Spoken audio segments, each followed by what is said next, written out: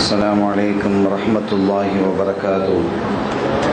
حمدا لمن خلق الإنسان وعلمه البيان، والصلاة والسلام على رسول الله وعلى آله حزب الله وأصحابه جند الله، وبعد.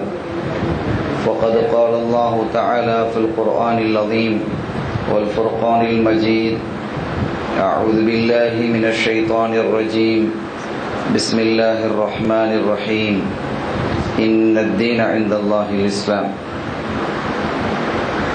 சங்கைக்குரிய பெரியோர்களே, அன்பு சகோதரர்களே, அருமை தாய்மார்களே, சகோதரிகளே, எல்லாம் வல்ல அல்லாஹுவின் பேரருளும் நபிகள் நாயகம் ஸல்லல்லாஹு அலைஹி வஸல்லம் அவர்களது நல்லாசியும் நம் அத்தனை பேர் மீதும் நிலவுமாக.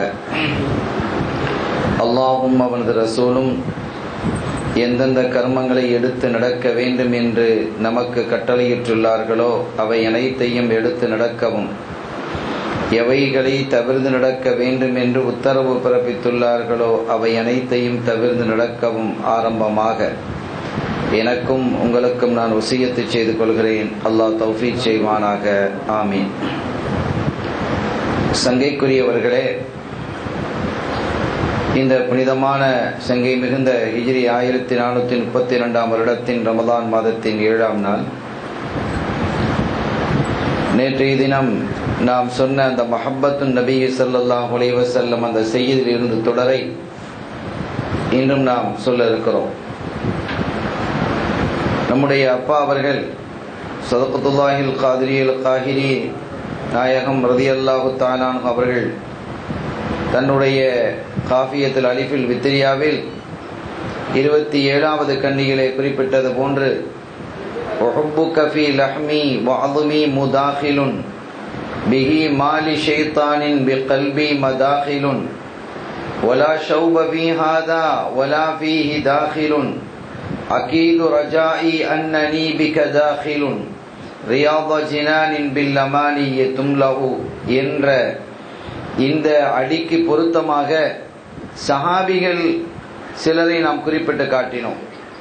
எந்த அளவுக்கு அந்த சஹாபிகள் இருந்தார்கள், அந்த அன்பு முழுமையாக நமது அப்பாவிடத்திலே நிறைவாக இருந்தது என்பதை நாம் இங்கு சுட்ட விளைகிறோம்.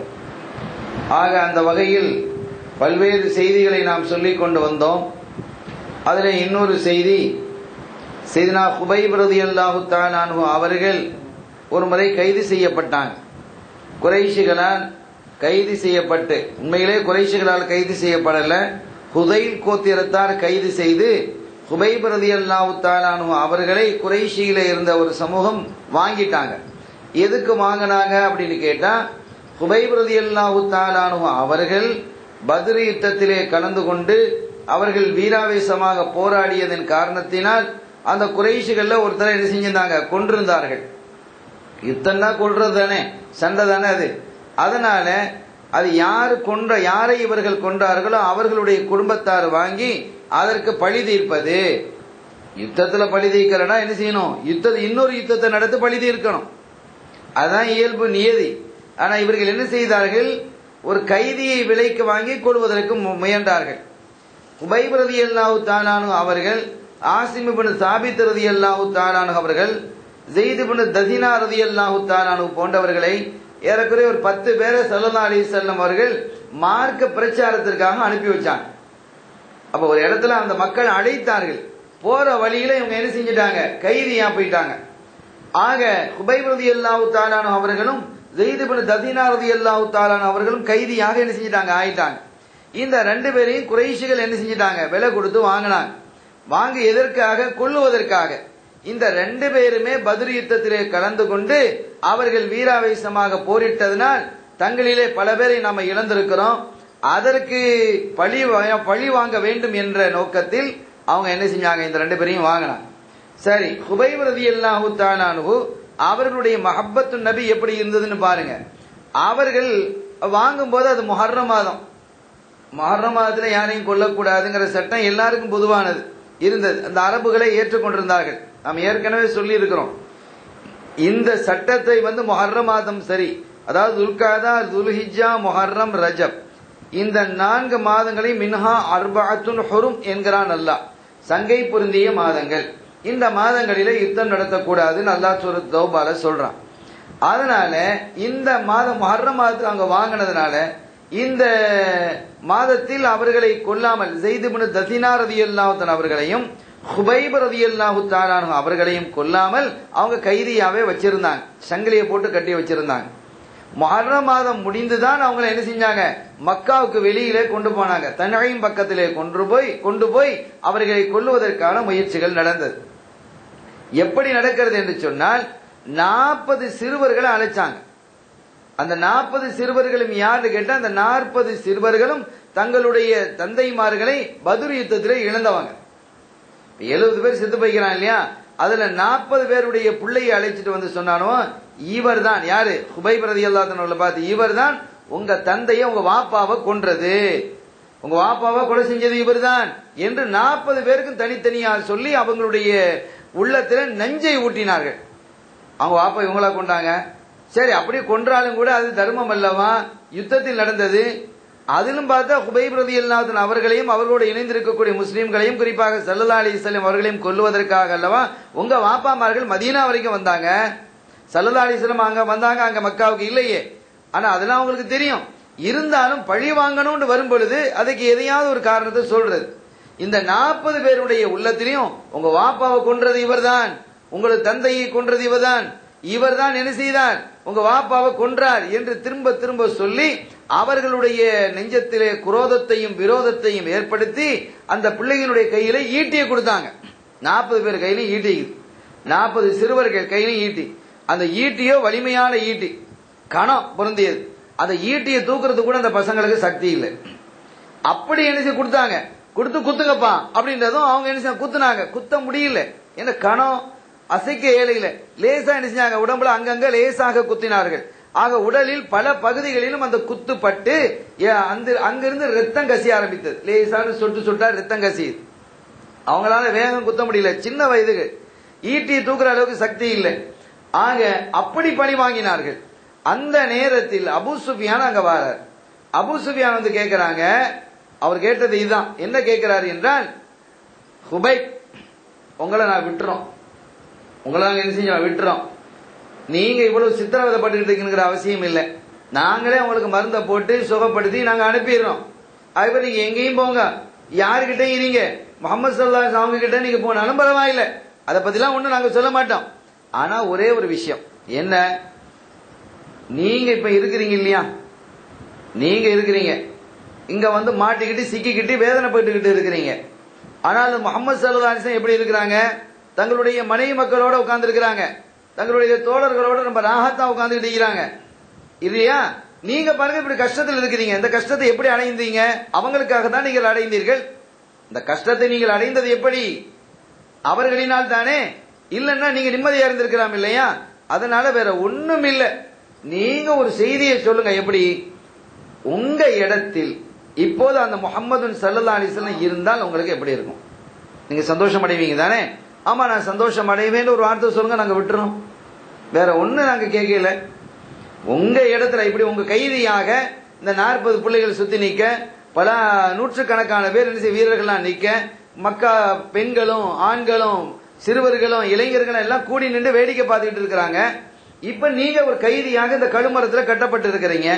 இந்த இடத்தில் முஹம்மது ஸல்லல்லாஹு அலைஹி வஸல்லம் அவர்கள் இருந்தால் உங்களுக்கு மகிழ்ச்சி தானே, எனக்கு மகிழ்ச்சி தான் அப்படிங்கிற ஒரு வார்த்தையை நீங்க சொல்லிருங்க, உங்களை விட்டுறோம், அவ்வளவுதான். அதுக்கு பிறகு ஒண்ணு நாங்க கேட்க மாட்டோம்.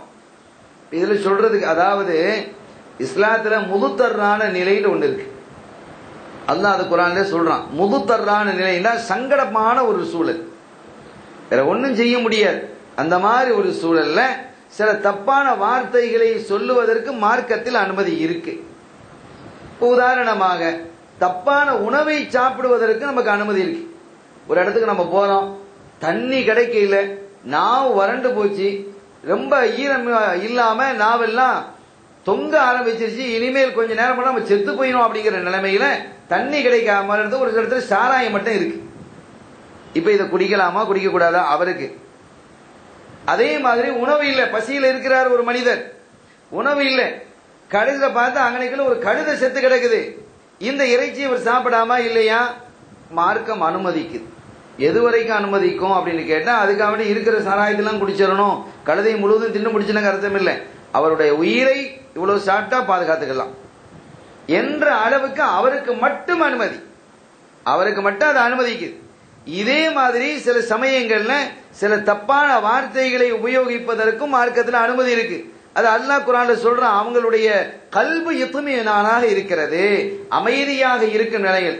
கல்பு என்ன செய்து ஸல்லல்லாஹு அலைஹி வஸல்லம் அவர்கள் மீது சரியான பிடியோட இருக்கும்போது அவர்களுடைய வாய் இந்த மாதிரி ஒரு தர்ம சங்கடமான சூழலில் சொல்வதை பற்றி தப்பு இல்லை. கஅப் இப்னு அஷ்ரஃப் அவனை ஒரு பெரிய எதிரி, அவன் பெரிய அட்டகாசம் பண்ணி கொண்டிருந்தான். அநியாயம் என்றால் அப்படிப்பட்ட அநியாயம். எனவே அவனை கொல்லுவதற்காக ஸல்லல்லாஹு அலைஹி வஸல்லம் சில சஹாபிகளை முஹம்மது இப்னு மஸ்லமா ரலியல்லாஹு தன்னுடைய தலைமையில் அனுப்பி வச்சாங்க. அப்படி அனுப்பி வைக்கும் பொழுது சில சஹாபிகள் கேட்டாங்க, யார சொல்லலாம், இந்த கஅப் இப்னு அஷ்ரஃப் ரொம்ப புத்திசாலி, எனவே அவன் இரண்டாவது ஆள் ரொம்ப பெரிய பலசாலி தைரியசாலி, அவனுக்குன்னு ஒரு பெரிய கோட்டையை வச்சிருக்கிறான், அவனுக்குன்னு ஆட்கள் நிறைய ஆட்கள் இருக்கிறாங்க. எனவே இப்படிப்பட்டவனை சீக்கிரமா கொல்றதுங்கிறது அவ லேசி இல்லை.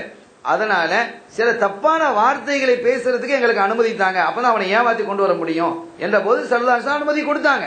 பரவாயில்ல, நீங்க யாரை பத்தி தப்பா பேசுறதுக்கு, ஸல்லல்லாஹு அலைஹி வஸல்லம் பத்தி என்ன பத்தி நீங்க தப்பா பேசினாலும் பரவாயில்ல, அவனோட வேலையை முடிக்கணும். ஏன்னா அவன் செய்யக்கூடிய அநியாயம் அப்படி முஸ்லிம்களுக்கும் ரொம்ப பெரிய சங்கடத்தை தந்து கொண்டிருக்கிறான். இப்படி சில அனுமதிகளை ஸல்லல்லாஹு அலைஹி வஸல்லம் கொடுத்திருக்கிறாங்க. அதே அனுமதி இங்கும் இருக்கு. ஹுபைப் ரலியல்லாஹு அன்ஹு அவர்களை பார்த்து கேட்கிறாங்க, அபூ சுஃபியான் கேட்கிறார், சஃப்வான் கேட்கிறார், என்ன கேட்கிறார், இந்த இடத்துல ஸல்லல்லாஹு அலைஹி வஸல்லம் அவர்கள் இருந்தால் உங்களுக்கு சந்தோஷம் தானே? சந்தோஷம்தான் அப்படின்னு சொல்லிட்டு அவர் விடுதல். அப்புறம் ஸல்லல்லாஹு அலைஹி வஸல்லம் கூட போய் சொல்லிக்கலாம், நாயகமே இப்படி இப்படி நடந்தது, ஒன்றும் பெரிய விஷயம் இல்லை. ஆனா அங்கேயும் அவங்க சொன்ன வார்த்தையை பாருங்க, சந்தோஷமா? என் கண்மணி நாயகம் ஸல்லல்லாஹு அலைஹி வஸல்லம் அவர்களுடைய காலில் முள் குத்துவதை கூட நான் இந்த நிலையில் விரும்ப மாட்டேன். அவங்க காலில் ஒரு முள்ளு குத்திச்சுன்னு வைங்க, அதன் மூலமாக எனக்கு விடுதலை கிடைக்குதுன்னு வைங்க, அதை கூட நான் விரும்ப மாட்டேன். என் உயிர் போனாலும் பரவாயில்ல, அவங்க காலில் முள் தைப்பதை கூட நான் விரும்ப மாட்டேன் என்று குறிப்பிடும் அளவிற்கு அவங்களுடைய மஹப்பத் இருந்தது என்றால், கல்வில் மாத்திரமல்ல, தசை அப்பா குறிப்பிடுவது போன்று தசையிலும் எலும்பிலும் இரத்தத்திலும் கலந்து போன அன்பு, அது மஹப்பத். அப்படி அவர்கள் என்ன செய்தார்கள், குறிப்பிட்டார்கள். இப்படி அவர்கள் குறிப்பிட்டதனால் ஏற்பட்டதனுடைய இன்னொரு சிறப்பை பாருங்க, எவ்வளவு பெரிய சிறப்பு கிடைத்தது என்றால், அந்த ஹுபைப் ரலியல்லாஹு தஆலா அன்ஹு அவர்களை கொல்லுவதற்காக வருகை தந்த ஏறக்குறைய அவங்க சொல்றாங்க, அன்றைய தினம் அந்த கொல்றத வேடிக்கை பார்க்கறதுக்காக வந்த மக்களினுடைய எண்ணிக்கை 1000 தாண்டுங்கிறாங்க. ஒரு சஹாபிய கொல்றத வேடிக்கை பார்க்கறதுக்காக வந்தவர்களுடைய எண்ணிக்கை என்ன, 1000 தாண்டுங்கிறாங்க. ஆண்கள், பெண்கள், இளைஞர்கள், பெரியவர்கள் என்று 1000 பேருக்கு மேல வந்திருக்கிறாங்க. அப்படி வந்து சூழல் இருக்கும் பொழுது அதிலே ஒரு ஆளு சயீத் இப்னு ஆமிரில் ஜுமஹி ரலியல்லாஹு தஆலா, அவங்க பின்னால இஸ்லாத்துக்கு வர்றாங்க. இவங்களும் அந்த கொல்றத வேடிக்கை பார்க்கறதுக்கு வராங்க. அங்க நடந்த நிகழ்வுகளை பார்க்கறாங்க. அபூ சுஃபியான் கேட்கிறாரு, சஃப்வான் கேட்கிறாரு, இந்த இடத்துல ரசூலுல்லாஹ் இருந்தா என்னப்பா உனக்கு சந்தோஷம் தானேன்னு கேட்கிறாரு. அதற்கு காலில் முள்ளு குத்துனாலும் கூட பொறுத்து கொள்ள மாட்டேன்னு அந்த நிலையிலும் சொல்றாங்க. உடம்பு பூரா ரத்தம் வடிஞ்சுக்கிட்டு இருக்கு, உடம்பு பூரா ரத்தம் வடிந்து கொண்டிருக்கக்கூடிய நிலையில் இந்த வார்த்தையை சொன்ன போது அங்க மக்கள் எல்லாம் ஓ என்று சத்தமிட ஆரம்பித்தார்கள். ஆண்களும் பெண்களுமாக இருந்து ஓ என்று சப்தம் போட ஆரம்பித்தார்கள். உக்துலூஹ் உக்துலூஹ், அவனை கொல்லுங்க, அவனை கொல்லுங்க. இந்த நிலையில் அவன் இப்படி பேசுறானே என்று மக்கள் சொன்னார்கள். உக்துலூஹ் உக்துலூஹ் என்று ஓ என்று சப்தம் போட்டு அவனை கொல்லுங்கள் கொல்லுங்கள், என்ன தைரியம் இருந்தா, என்ன திமிர் இருந்தா இப்படி பேசுவான் என்று அவர்கள் குறிப்பு. ஒரு கைதிக்கு இவ்வளவு தைரியமா, ஒரு கைதிக்கு இவ்வளவு திமிரா, நீங்கள் கொல்லுங்கள் என்று எல்லாரும் கத்த ஆரம்பிச்சாங்க. இதையெல்லாம் சயீத் இப்னு ஆமிரில் ஜுமஹி அவர்கள் பார்த்துக்கிட்டே இருக்கிறாங்க. எவ்வளவு வித்தியாசமா இருக்கு, என்னடா இது, ஒரு கைதி இப்படி பேசுறது. அதே மாதிரி நான் ரக்காத்து தொழணும்னு கேட்டது, தொழுகையை முடிச்சுட்டு அவங்க சொல்றாங்க, நான் நீட்டி தொழதான் எனக்கு ஆசை, நீளமா தொழுறதுக்கு ஆசை, ஆனாலும் கூட நான் என் சாவுக்கு பயந்து, நீங்க என்ன கொல்ல போறீங்க இல்லையா, இந்த சாவுக்கு பயந்து தான் நீளமா தொழுறேன் அப்படின்னு நீங்க நினைச்சுக்கிடுவீங்களோங்கிறதுக்காக நான் என்னுடைய தொழுகையை சுருக்கி முடிச்சுட்டேன் அப்படின்னு சொல்றாங்க. அந்த அளவுக்கு இந்த நிகழ்வை எல்லாம் பார்த்து இந்த சயீத் இப்னு ஆமிர் அல் ஜுமஹி அவர்களுக்கு ஒரு வித்தியாசமாகப்பட்டது. என்ன இது, இது என்ன அன்பு, எப்படி இவர்களுக்கு இந்த நிலையிலேயும் அன்பு காட்ட முடிகிறது?